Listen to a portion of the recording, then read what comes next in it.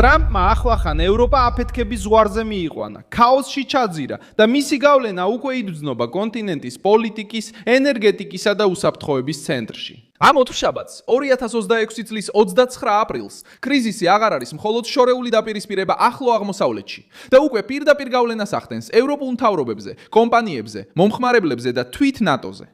ამ ყველაფერს მალე მოგიყვები, მაგრამ ეხლა დირჩევ, გამოიწერო არხი, რომ ყოველთვის ინფორმირებული იყო. მიიღო ინფორმაცია რეალურ დროში, საუკეთესო ჟურნალისტური ხარისხით, რაც კი ოდესმე გინახავს. სანდოობის სტანდარტით, Milson AOS News-ი.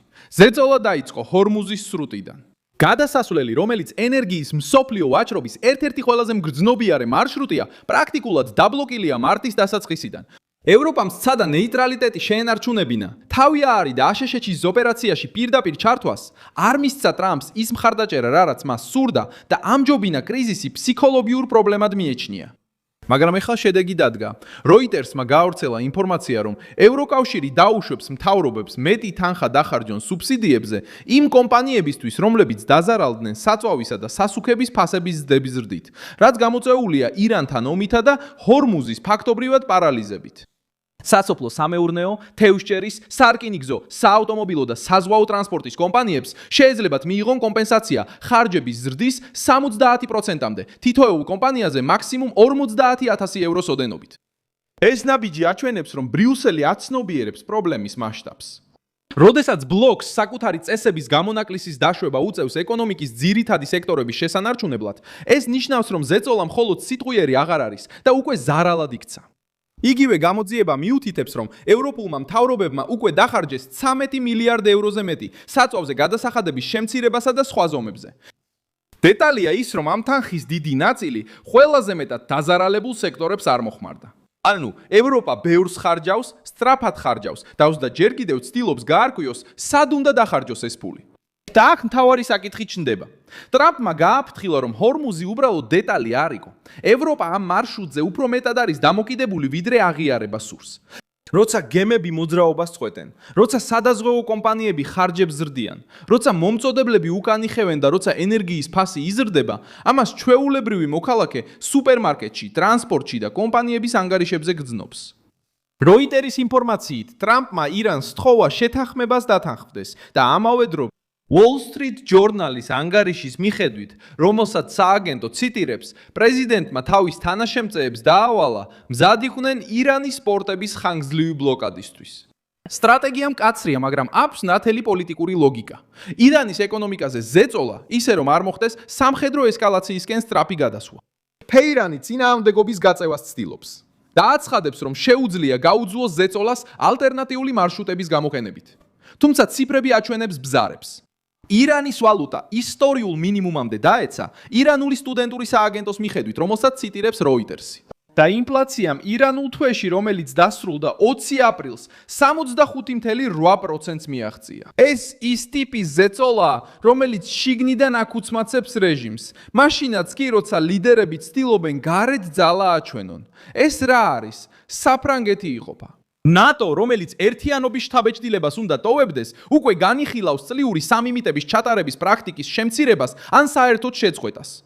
Reuters-ის გამოძიებაზე დაფუძნებული ინფორმაცია აჩვენებს, რომ ეს ცვლილება ნაწილობრივ განიხილება იმისთვის, რომ თავიდან აიცილონ დაძაბული შეხვედრები ტრამპთან. მარტივად რომ ვთქვათ, დასავლეთის ყველაზე ძლიერი სამხედრო ალიანსი განიხილავს თავისი დიპლომატიური რუტინის შეცვლას. იმიტომ რომ არ სურს პირდაპირი მოთხოვნის წინაშე დადგეს ამერიკის პრეზიდენტისგან. ეს სერიოზული პრობლემაა ევროპის იმიჯისთვის. ნატო დაფუძნებულია კოლექტიური თავდაცვის დაპირებაზე, მაგრამ ახლა მისი წევრები კამათობენ, ვინ გადაიხდის, ვინ იმოქმედებს და ვინ აიღებს რისკს. დონალდ ტრამპი უფრო მეტქმედებას ითხოვს მოკავშირეებისგან, განსაკუთრებით სპარსეთის ყურეში არსებული კრიზისის ფონზე. ბევრ ევროპულ მთავრობას სურს ამერიკული დაცვა, ენერგეტიკული სტაბილურობა და ღია მარშრუტები. მაგრამ ისინი ხოკმანობენ, როცა საქმე პოლიტიკურ კაპიტალსა და რეალურ ძალის გამოყენებას ეხება. გერმანიაში კრიზისი ღია დაპირისპირებად გადაიდაიქცა. ფრიდრიხ მერცმა სცადა ეთქვა, რომ მისი ურთიერთობა ტრამპთან კვლავ კარგია, მაგრამ კიდევ ერთხელ გამოხატა შეშფოთება ომის ეკონომიკური გავლენის გამო. მან განაცხადა, რომ გერმანია და ევროპა კრიზისის შედეგებს განიცდიან, მათ შორის ჰორმუზის დახურვას, რაც პირდაპირ გავლენას ახდენს ენერგიის მიწოდებასა და უმუშევრობაზე. ამავე დროს Reuters-მა დააფიქსირა, რომ ტრამპმა გააკრიტიკა მერცი, მას შემდეგ რაც გერმანიის კანცლერმა განაცხადა, რომ ირანი აშშ-ს აყენებს შეურაცხყოფას, როდესაც ამერიკელ ოფიციალურ პირებს უშედეგო მოლაპარაკებებზე პაკისტანში გზავნის. მერცის ეს განცხადება ცუდად აღიქვეს, რადგან მან ევროპული ნერვიულობა გამოავლინა. თეირანის წინააღმდეგ ზეწოლის მკაფიო მხარდაჭერის ნაცვლად გერმანიის ხელმძღვანელობამ დაიწყო ამერიკული სტრატეგიის კითხვის ნიშნის ქვეშ დატენება. თუმცა თავად გერმანია ამ კრიზისის ერთ-ერთი ყველაზე დიდი ეკონომიკური მსხვერპლია. ევროზონის ეკონომიკური განწყობა აპრილში ბოლოს 3 წლისა და ნახევრის მინიმუმზე დაეცა, როგორც ამას ევროპის კომისიის მონაცემები აჩვენებს, რომელსაც სააგენტო Reuters-ი ციტირებს. ინდიკატორი 96.6-დან 93 ქულამდე დაეცა, მაშინ როცა მომსახურების სექტორში ნდობა ბოლო 5 წლის მინიმუმზეა. ინფლაციამაც კვლავ შეაშინა. Reuters-ის მიერ დასახელებული მოლოდინია, რომ აპრილში ზრდა 2.9%-მდე იქნება, მაშინ როცა წინა თვეში 2.6% იყო. ევროპის ცენტრალური ბანკისთვის ეს ზრდა ყველაზე ცუდ დროს მოდის. სუსტი ზრდა, ენერგიის ფასზე ზეწოლა და კომპანიები, რომლებიც უკვე ელიან ფასების ახალ ზრდას. ევროპა ნაცნობ მახეშია გაჭედილი. თუ საპროცენტო განაკვეთს ზრდის, სუსტ ეკონომიკას კიდევ უფრო აძლევს. თუ არ ზრდის, ინფლაციას აძლევს საშუალებას გაძლიერდეს. დიდ ბრიტანეთში Keir Starmer-იც ამ ტვირთს გზნობს. Downing Street-მა მარტში განაცხადა, რომ Starmer-მა და Trump-მა ტელეფონით შეთანხმდნენ, რომ ჰორმუზის ხელახალი გახსნა განსაკუთრებული იყო. გლობალური ენერგეტიკული ბაზრების სტაბილურობის აღდგენა. საუბარი აჩვენებს პრობლემის გარდატეხას. ლონდონი შეიძლება ცდილობდეს პოლიტიკურად დისტანცირებას ტრამპის სტრატეგიისგან, მაგრამ ეკონომიკურ გავლენას ვერ გაექცევა. თუ ნავთობის ფასი იზრდება, თუ სატვირთო გადასახადი იზრდება და თუ ენერგია დეფიციტშია, ბრიტანეთის მთავრობა შიდა მანევრის სივრცეს კარდავს.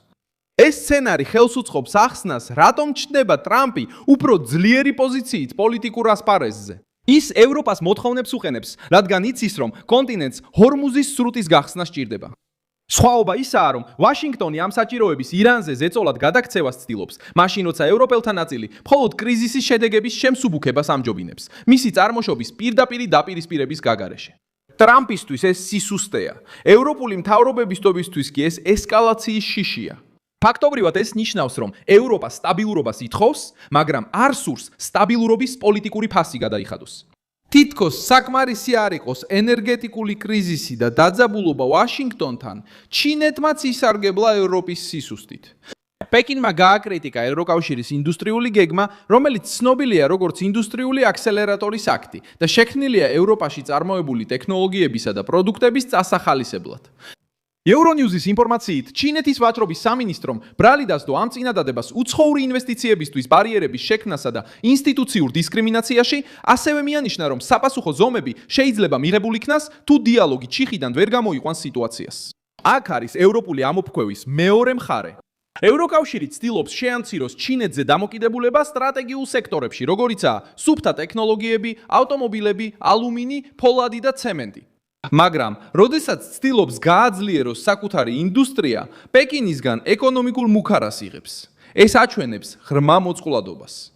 ევროპა წლების განმავლობაში ძალიან კომფორტულ პოზიციაში იმყოფებოდა. ენერგია, რომელიც გარედან მოდის და ძალიან გრძნობიარეა, ინდუსტრია, რომელიც დამოკიდებულია გარე ჯაჭვებზე და უსაფრთხოება, რომელსაც ამერიკული ქოლგა უზრუნველყოფს. ეხლა ეს სამი საყრდენი ერთდროულად ირყევა. დონალდ ტრამპმა ეს დისბალანსი მანამდე დაინახა, სანამ ბევრი ევროპელი ლიდერი ამას აღიარებდა. ის ითხოვს მეტ წარმოებას, ეკონომიკური საზღვრების მეტ კონტროლს და მეტ წინააღმდეგობას მტრულ რეჟიმებთან. ევროპა ჯერ კიდევ ცდილობს დაიცვას მოდელი, რომელიც იაფ ენერგიაზე, ღია ვაჭრობაზე და ამერიკულ სამხედრო დაცვაზეა დამოკიდებული. როდესაც მსოფლიო არასტაბილური ხდება, ეს მოდელი რეალობას ეჯახება. ირანთან კრიზისმა ეს ყველაფერი აშკარად გამოავლინა.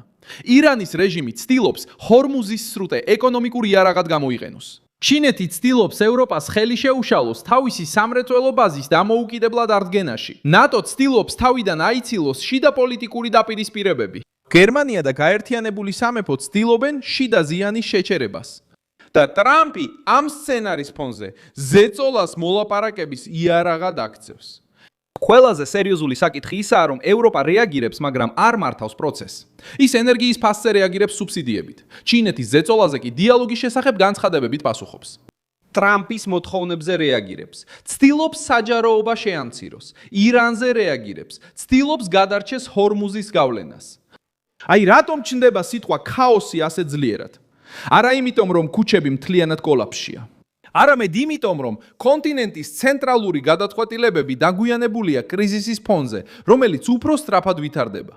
საბოლოოდ ფაქტი პირდაპირია. ტრამპმა ევროპა დააყენა არჩევანის წინაშე, რომლის თავიდან აცილებასაც ის ცდილობდა. ან მკაფიოდ უჭერს მხარს ზეწოლას ირანზე და იღებს ამით გამოწვეულ პოლიტიკურ ხარჯებს. ან აგრძელებს ენერგეტიკული კრიზისის საფასურის გადახდას, რომელიც მის ეკონომიკას შიგლიდან აზიანებს.